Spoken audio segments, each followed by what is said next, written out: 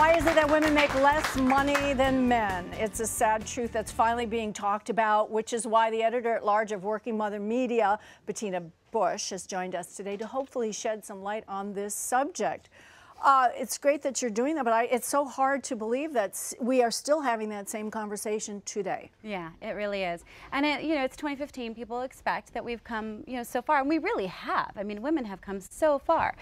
By the same token, there's clearly a much bigger disparity than a lot of people think there is. So I'm going to ask you a couple questions and see if you know the answers. This will include everybody in this? Everybody is in the family? Conversation. Okay. So since the last census, the disparity between the wage gap between men and women has increased by 1.5 cents.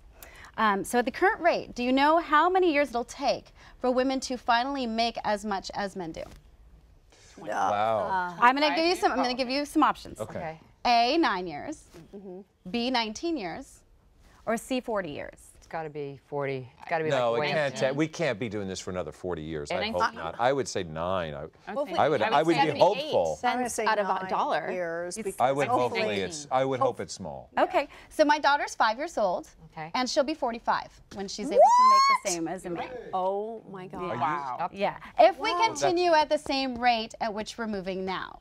So that's one of the reasons why we need to have these conversations and why we need to talk about this. Well, why is it still happening? That's the million-dollar question. Yeah. So let me ask you another question. Okay. So you that question. Why is it still happening? So the University of Miami did a study, and they found out that, I'll put it in the form of a question. A woman with a 4.0 GPA in high school is paid less on average than a man with what GPA?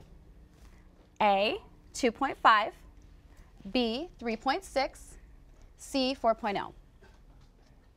I think gotta be 2.5. I'd say 2.5. 2.5. That is You're such a pessimist. I love it. Well, I went into the Army as a kid, and I had a 3.75 average, and they gave it to a guy who had a less, grade point average. You went into the Army? Yeah, I wanted an ROTC scholarship, and they gave it to a guy. So yeah, I'm a little bit pessimistic. I can't help it. You know what? I ultimately fought for it and got it, but I mean, yeah, I was. Good for you. Well, and you're also a realist because it's 2.5. Is it? Wow. Oh, is it really? Yeah. So all you moms who are sitting at home at that kitchen table, working hard with your girls, trying to get them to study and trying to get them to earn that higher GPA, they'll be making the same as the boy with the 2.5 GPA. It's interesting. There should be a law against that. I'm sorry. I'm going to pull this up on my phone and read this because a lot of this came to the forefront at the Oscars this year with Patricia Arquette. Yes, right? absolutely. Set that up and then I'll read what she. I think we have a photo of it as well. Sure. Patricia Arquette won an Oscar for Best Supporting Actress, and we're all, I'm a huge fan of Patricia Arquette. She's had a long career. She's on the older side, for a leading lady, and she's a great career. And she took that moment when she had the largest audience, television viewing audience, and she said, you know what? It's time that we had equal pay. You see what she says. Women have fought for everybody else's equal rights, and now it's our time to have wage equality once and for all, and for equal rights for women in the United States of America. Yep. It's quite a platform. Yes. Yeah, it's quite a clap. platform to stand on and make that sort of statement, which means it is something that needs to be addressed. Yes, it was quite brave of her too, because there's a lot of backlash when people do speak out. They don't want to be blacklisted. They don't want to have anything come back at them. And it was very brave of her. And if you noticed the reactions from Meryl Streep and J-Lo, they got out of their chairs and they cheered. Right. So clearly, this is something that is felt universally. I was just going to say something. Didn't Charlize Theron in The Huntsman 2? She held out to be paid equal with the guys. Yeah, I remember reading something. Yes. Right. Yeah. Yes. I mean, for me, The Huntsman was all about Charlize Theron. So well, it seems it's easier to do in the entertainment business or when you're modeling and things, but than in real life in the workforce. Sure. Well, the ACLU is actually handling a case right now with the directors, because female directors, we have found in the last 2 years the highest grossing films, only 1.9% of them were directed by women. And on television, only 14% of the television directors are female. Where does change begin? So change begins with awareness, people standing up for their rights, people using their vote to say how they feel. And also I have some tips that I can share with you about what women who are experiencing this and they're feeling like they're being held back and they want to ask for a raise, or they want to they want to earn more and they want to be seen for the accomplishments they have. What can they do in the workplace? So number one, you actually have to ask for that raise. You know, many times we're just hoping to be acknowledged for what we contribute, and that's not necessarily the case. Right. You need to walk into your boss's office and say, you know what, I need to be accounted for, and I would like that raise. Don't you think most women are intimidated by that, and they'll feel they might get fired? And Yes. They're afraid. Yes, that's happening a lot. But you know what?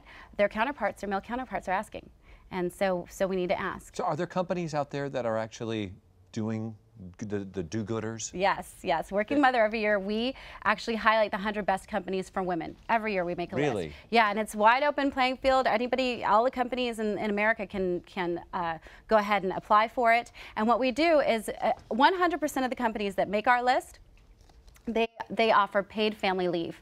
And that's something in this country, we're the only industrialized country that does not have mandated paid leave for women when they have babies. We do have, Clinton passed the Family Medical Leave Act, which allows that for the first 12 weeks, your job must be held open for you. However, it doesn't allow for being paid. So some states have gone ahead and stepped forward, California being one of them, to create systems where we do end up having pay. But this is something that needs to be addressed as well, because it's part of the problem. You know, part of the choices that women are making and part of what's happening and the discrimination that's happening has to do with the fact that the time is off and that they're not being compensated. So that's something that we need to look at too. So of our 100 best companies, we have companies that are offering that paid leave for 12 weeks. They're also offering flex time that supports the American family, so that you can telecommute. Very important things that these companies, and these are huge companies, we're talking about IBM, General Mills, Deloitte & Touche, huge companies, that they're looking at this and saying, you know what's best for the American family is best for the American economy. Is that list growing of 100? Is it easier now to find more to add to that list? Yeah. Oh, yeah. You see improvements every single year. Well, when it comes down to it, diversity is a leadership issue. Multiculturally and gender gap, when you have more and more leaders in which they see themselves in the workforce, then you're going to start to see the change happen. Well, if you want to see the full list of the top 100 companies for women to work for women to work for, you can visit our website. We're going to have all of them listed for you. And your daughter's not going to be 45 years old before she Not can if I have anything to say about it. That's right. All right, we're coming back. Tanya Memi's up. Enchanting Moroccan lanterns coming up in just a few minutes.